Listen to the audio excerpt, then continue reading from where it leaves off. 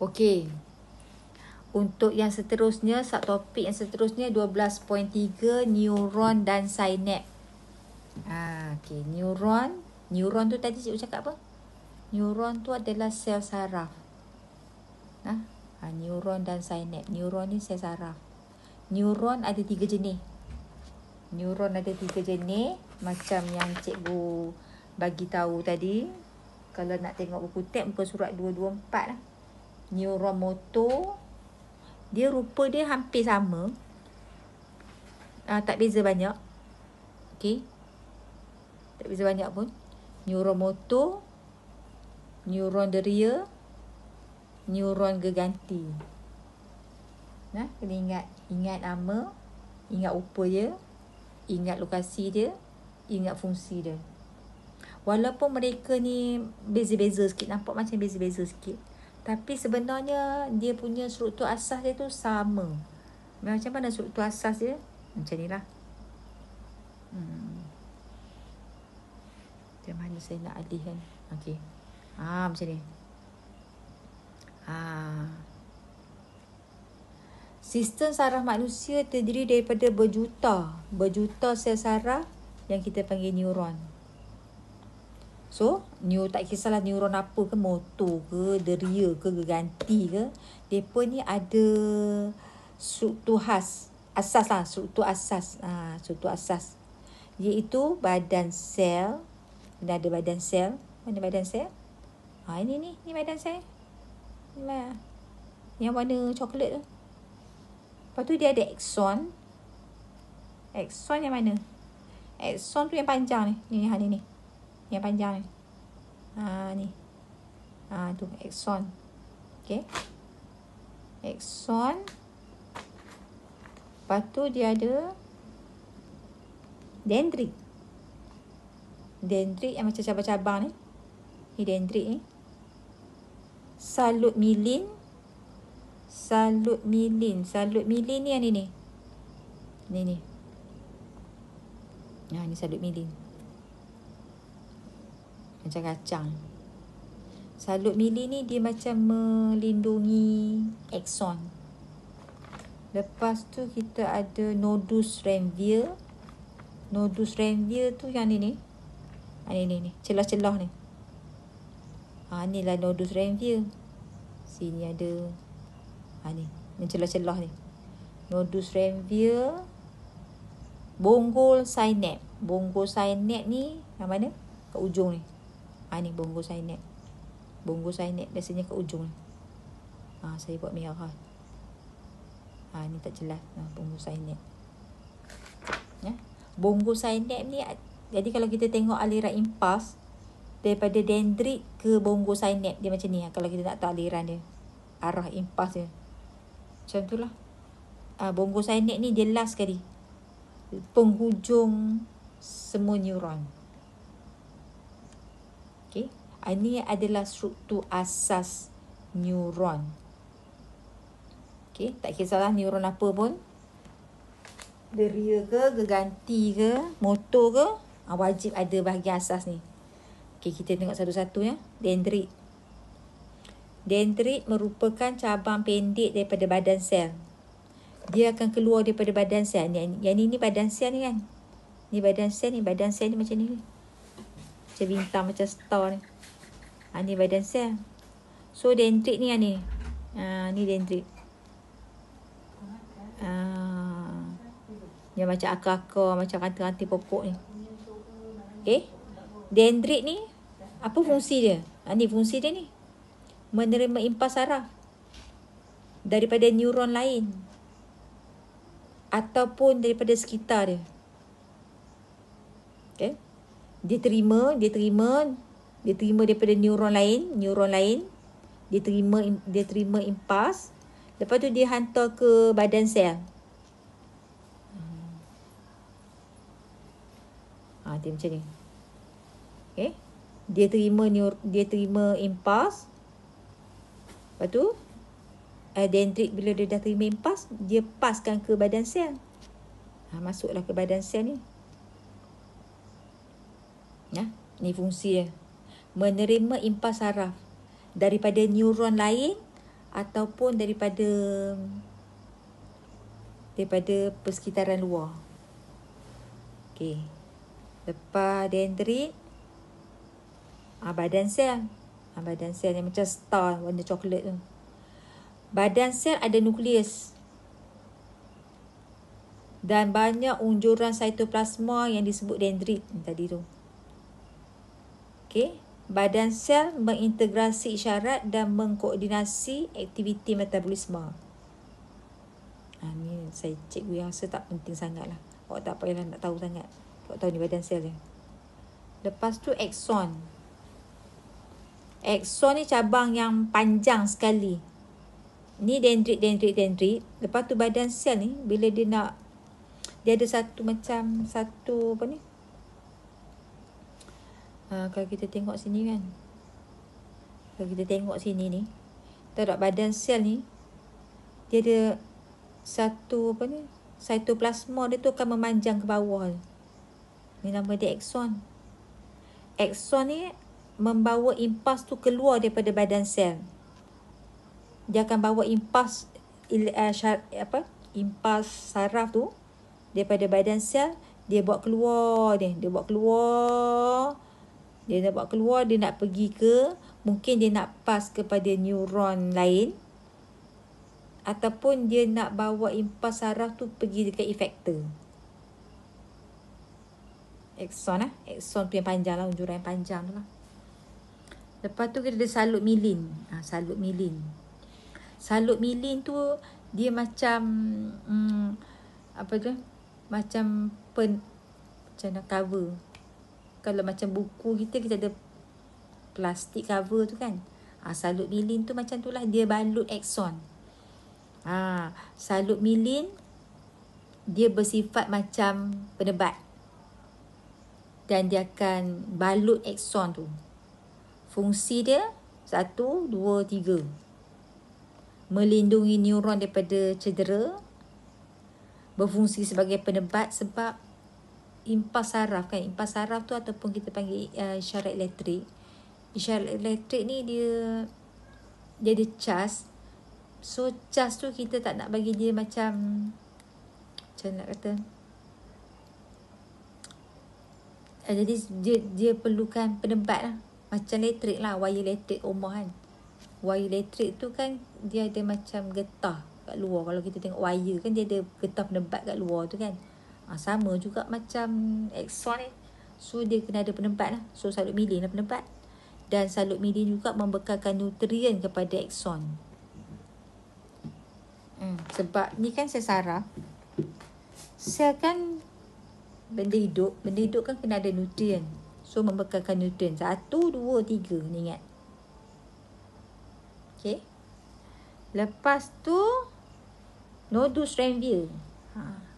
Nodus ranvier celah-celah salut milin tadi. Neuron tertentu mempunyai bahagian tidak disalut milin pada sela tetap dia macam ni. Kalau saya boleh lukis macam ni. Ni akson. Ni ni salut milin. Ni satu salut milin. Salut milin ni dia tak sambung terus. So celah-celah ni. Celah-celah ni lah kita panggil nodus ranvier. Nampak faham kot tu. Ni lah nodus ranvier. Okey. Apa fungsi dia? Dia mempercepatkan pengaliran impas. Macam mana cara cepat? Dengan cara bila ada dekat akson tu ada nodus ranvier, impas tadi tu dia boleh melompat. Impas tu sekarang dia tak gerak macam ni dah tau. Dia tak gerak macam ni. Dia macam lompat. Jadi cepatlah. So penghantaran maklumat impas saraf ataupun maklumat impas elektrik tu jadi lebih cepat. Sebab isyarat tu dia bukan saja bergerak, tapi sambil dia bergerak dan sambil dia lompat. Dia lompat kat mana? Lompat dekat nodus ranvier tu lah. Itulah fungsi nodus ranvier, mempercepatkan pengaliran impas saraf. Macam mana cepat untuk membolehkan impas saraf tu melompat daripada satu nodus Ranvier ke satu nodus Ranvier yang lain. Okey. Dan yang last sekali, bonggol synapse. Bonggol synapse ni dia ada dekat ujung. Bonggol synapse merupakan pembengkakan pada hujung cabang akson. Okey, cik padam ni. Okey, macam ni ya. Ni katalah ni akson kan. Ni akson. Ni ujung dia ni kan. Ujung akson ni. Oh, kat sini ni. Macam ada macam bonggol sikit. Ni lah kita panggil bonggol synapse. Bengkak pada hujung cabang akson. Ni akson. Ni cabang dia. Ni cabang dia ni. Dekat setiap cabang dia tu ada bonggol. Okey. Bonggol synapse, apa fungsi dia? Menghantar isyarat ke sel otot, sel kelenjar ataupun neuron yang lain. Maksudnya dekat ujung ni bonggol synapse ni. Mungkin dia akan hantar impas ni ke otot. Mungkin dia hantar ke kelenjar. Dan mungkin dia hantar ke dendrit, neuron yang lain.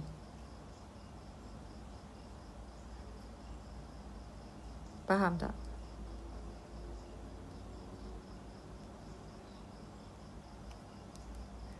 Kalau tak faham nanti insyaAllah ada kita belajar depan-depan lagi ni penghantaran impas ni awak mesti boleh faham. Ya, setakat ni awak hafal je dulu. Bonggol synapse ni menghantar isyarat elektrik ke otot. Tak otot, mungkin kelenjar. Kelenjar ni kalau dia melibatkan sistem endokrin. Kalau dia melibatkan sistem saraf, dia hantar ke otot. Ataupun dendrit neuron lain. Dendrit neuron lain tu nanti kita belajar ni. Ni tak faham kan? Dendrit neuron lain. Tak apa, saya ajar nanti. Faham yang ni dulu. Macam ni lah yang saya boleh jelaskan untuk kali ni. Okay. Sambil kita baca, sambil awak tulis nota. Sebab tulis nota tu bukan apa, nak bagi senang ingat. Kan? Kan kita kena ingat. Benda ni kan semua kena hafal. Dan okay, kita tengok seterusnya. Kita tengok.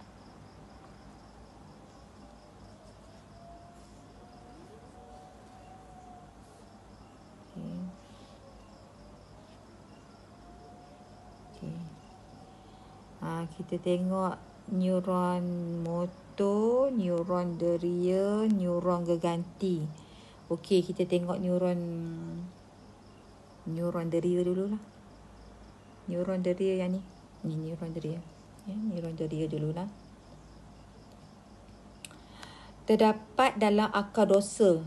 Ingat tadi kan? Akar dorsal tu yang akar bahagian atas yang ada pembengkakan tu. Ni. Okey, apa fungsi dia? Ni fungsi dia ni. Ni lokasi dia. Ni fungsi dia ni. Fungsi. Membawa impas saraf dari mana? Dari reseptor. Dia start daripada reseptor. Dia yang kesan rangsangan kan? Membawa impas saraf daripada reseptor. Reseptor tu apa dia? Reseptor tu hujung saraf. Yang mana? Yang ni ni. Ni lah reseptor.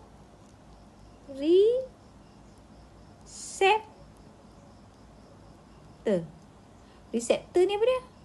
Hujung saraf neuron deria. Ni semua. Ni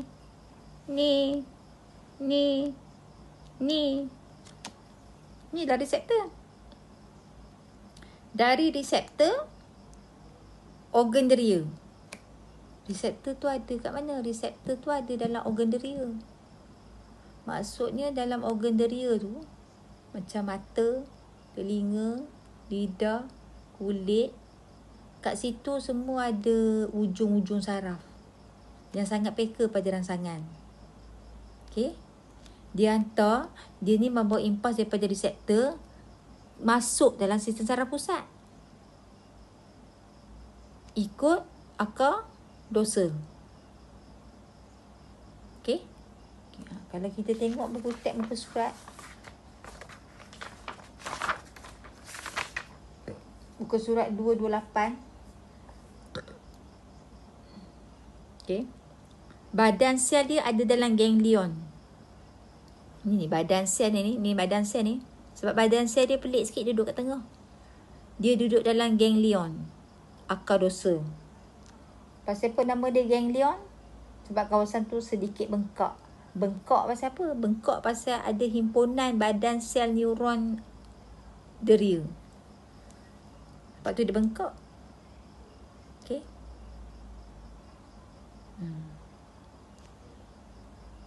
Dendrit. Ni dia kata dendrit ni. Dendrit ni ujung saraf lah. Dendrit tu lah reseptor. Dendrit menerima impas saraf daripada reseptor. Dendrit menerima impas saraf daripada reseptor. Dendrit menerima impas saraf daripada reseptor. Reseptor maksudnya, okey, kat sini kan beza dia. Reseptor ni ujung dendrit. Ni dendrit, ni dendrit, ni dendrit. Sekejap. Okey. Ni dendrit kan? Ni dendrit. So yang ujung ni lah reseptor. Ujung-ujung ni, yang ujung-ujung ni.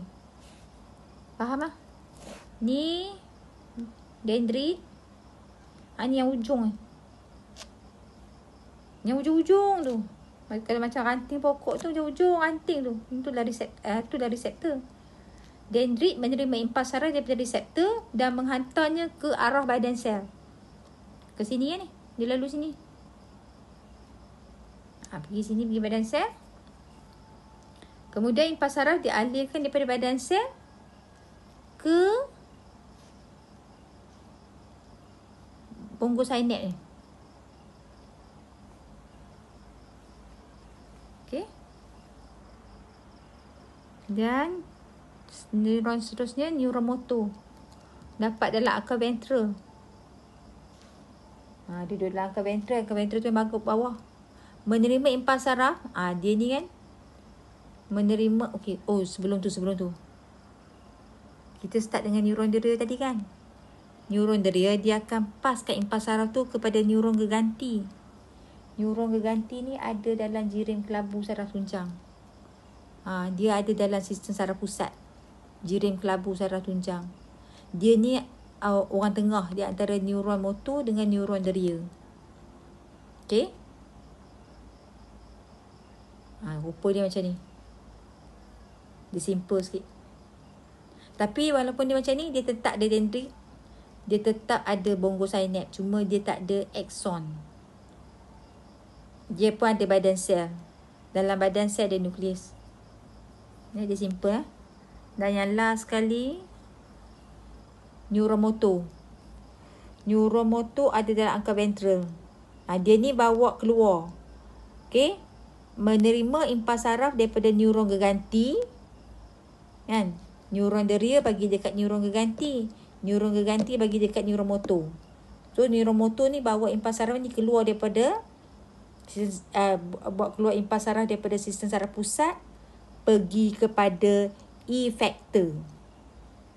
Efektor dia mungkin otot, mungkin kelenjar, supaya dapat menghasilkan gerak balas. Okey. Ni. Tapi ingat, badan sel neuromotor ni, badan sel dia ada dalam jirim kelabu saraf tunjang. Ni nak kena perhati betul-betul ya. Semua ni awak boleh tengok lagi jelas pada muka surat 228.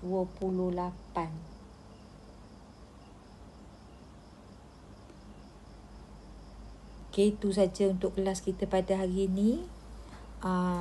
Tak apa, tengok dulu video cikgu ni. Nanti kalau apa-apa tak faham, boleh tanya cikgu. Okey, sekian, terima kasih.